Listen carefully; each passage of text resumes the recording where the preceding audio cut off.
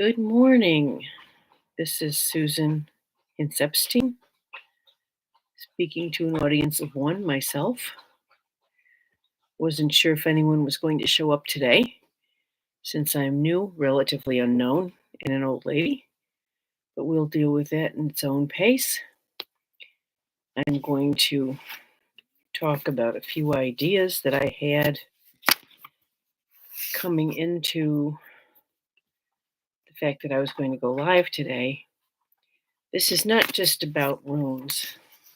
I love the runes. I believe that they connect us with the divine by whatever form that is for you, because the runes are given to us by Odin, the god of the Norse mythology, Northern mythology.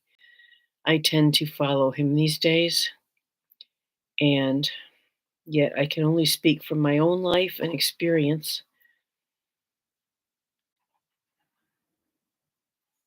I have had a life of looking into many different religions and looking at the core of what they hold and appreciating them for that fact.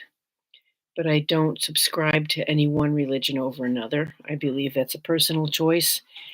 And so if I am able to record this video and broadcast it, that is something that you might know about me.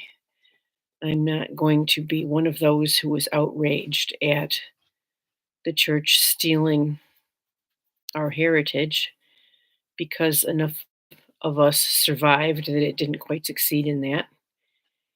I was raised in a Christian family that was very devoted, and yet I found my way out of that cul-de-sac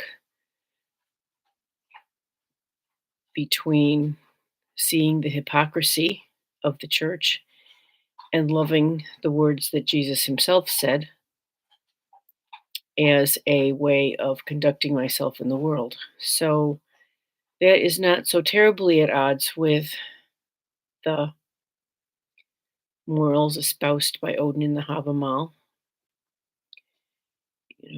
Love your neighbor as yourself is pretty much a general thing for hospitality. But I wanted to speak of some things that occur to me as I'm working both on my website and trying to get a tribe together somehow. So I titled this my June 16th sermonizing. I can only speak from my own life and experience, and that is all any of us can do, unless we subscribe to the pattern of lying. And it's important to be very sincere and honest, always with yourself. It feels to me as if we're living in times where we need honest spirituality and connection to the higher realms, and yet staying really grounded in our own bodies and in our own life. I am starting a website. I am beginning to teach classes on the runes, and I have designed 3 levels of classes that I hope will connect the runes to one's own spirituality and conducting oneself in accordance with a lifestyle with the runes. It's pretty intense. I'm finding a lot of people don't want to be that intense about it, but I couldn't do any less. The Norns came to me in 2013, and the runes downloaded themselves into my head like a computer download that same year, and I have to be in integrity with their teachings and the way I conduct my own life. So one of the things that I know, our body is our earth, our spirit is our sun, and our emotions are our moon. And we can directly correlate that with the earth we live on, the moon that we see in the night sky, and the sun every day. Also the stars, the planets, the galaxies all have their place in us. The 4 elements, the water, the fire, the air. Already said the earth. There is a fellow by the name of Mahadeva, or Michael William Denny, who puts a lot of this information out on thunderwizard.com. And I'm speaking of him with respect. He's just become sort of a teacher for me. I've just subscribed to his channel because he knows this inside and out from the viewpoint of Chinese Qigong. All of these pathways relate. All of these pathways are pathways to our own ascension, our pathways to our own spiritual evolution, our pathways to our own soul. He's also conducting a series of meditations to bring the cosmos or the consciousness of modern Earth into 5D and out of 3D, which I take part in most of the time. I really like where that he's going with that. Okay, so I've spoken about us being related to the cosmos, and humans are also part of nature. We're transmitters and receivers of energetic information. We are beings who are capable of 5D energy in a 3D world. So how do we avoid letting the negative stuff of 3D drag us down? Well, we all have our own solo path from birth to death. We have the happy and unhappy stuff of our own lives to carry. I think we can help each other up along the path, but when we depend too much on other people for our own inner well-being and happiness, we have to find our way of centering and grounding through all of the stuff that comes to us in life and letting that settle into our earth so that we can live not only in the 3D but also in the 5. Many of us who have been or are healers come from a place of wanting to fix in others that which is broken in ourselves. Yet before we can become exceptional healers, we need to first fix what is broken in ourselves. I've been on a lifelong journey since I was in 10th grade, and my sociology teacher said to me, or said to the class, none of you know who you are. So, in all the philosophies that I've ever looked at, begin with the adage, know thyself.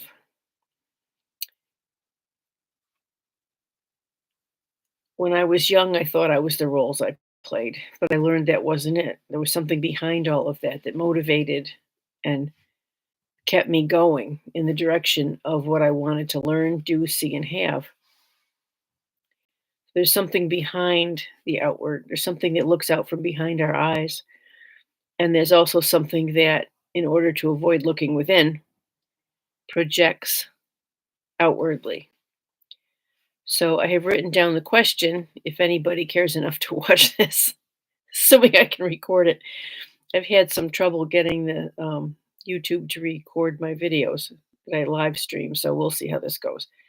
But anyway, here's the question, beginning with know thyself. Can you see those areas where you mentally project onto others your own feelings? Can you catch that and understand what work there is to do on yourself?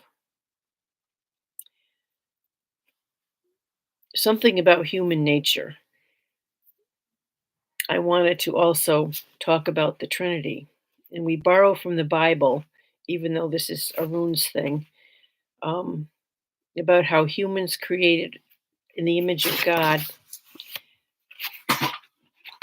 speaks to the triad of body, intellect, and emotion. And these are 3 aspects of the consciousness spoken of in shamanic work.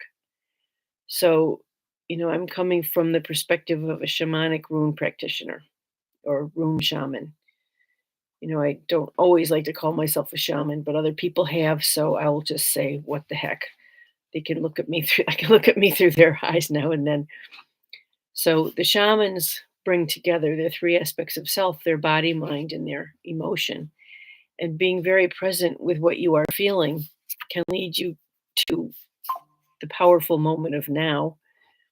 In the now, everything is new, and it's always unfolding from the same space of the sacred Om that is continuing the existence of life in the world. So the triad is not just a Christian thing. I mean, we see it in Vodenville and V and the Volcanute. and I want to speak more on this in a specialized topic. Um, so we have three forces: the active, the passive, and the neutralizing. And if we go back and look at the triad of Odin, Vili, and V, we had Odin who actualized the breath. He gave the breath of life to the wood that became human beings. And Vili gave the will, which is passive until we decide to be active.